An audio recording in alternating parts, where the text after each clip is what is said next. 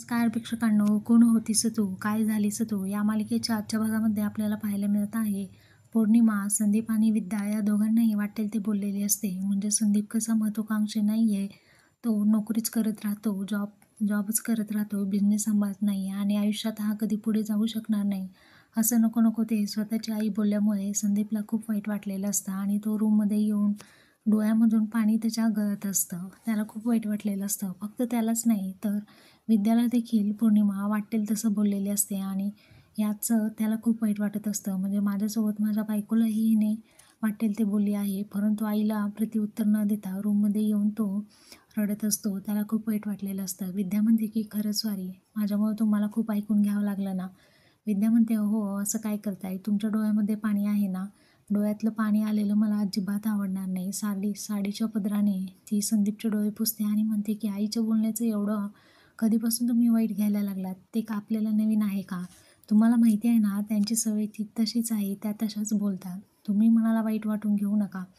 संदीप म्हणतो आईचं अगं नेहमीचंच झालंय, मला घालून पाडून बोलते, काहीही बोलते ती, मला बोलते ती बोलते, पण तुझीही लायकी घरातल्या सर्वांसमोर काढते, हे चुकीचं नाही आहे का, असं संदीप तिला बोलत असतो. तिलाही खूप वाईट वाटत असतं. अगं सगळ्यांचं सगळं तू करते ना, सगळ्यांसाठी स्वयंपाक करते, घर सांभाळते, किती मनापासून तू यांच्यासाठी करते आणि त्याचं कौतुक नाही आहेच माझ्या आईला.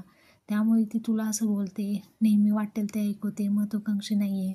मी घरचा बिझनेस सांभाळायचा प्रयत्न केला नाही का, पण मला एवढी मोठी जबाबदारी नाही पाळता येत, म्हणून मी नोकरी करतोय ना. माझं 2 वेळेचं पोट मी भरतोय ना. कशाला हवेत इतक्या मोठ्या मोठ्या गोष्टी, नको ते उद्योग. तुम्हाला सगळ्यांना सांभाळतोय ना, मग तरीसुद्धा अजून काय हवं आहे.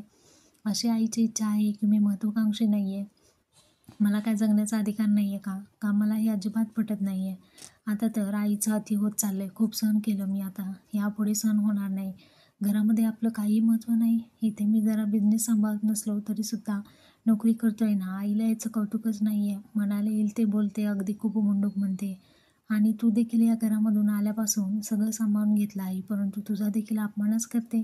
तू किती सहनशील आहेस, असं तो सर्व विद्याला म्हणत असतो. विद्या म्हणते की अहो असं काय बोलताय तुम्ही, अजिबात काहीही नाही. मला विचारा ना, एक दिवस तुमच्या हातामध्ये अशी ताकद येणार आणि तुम्ही खूप महत्त्वाकांक्षी आहात आहे, यामध्ये तुम्ही स्वतःचं नाव खूप मोठं कराल, असा ती त्याला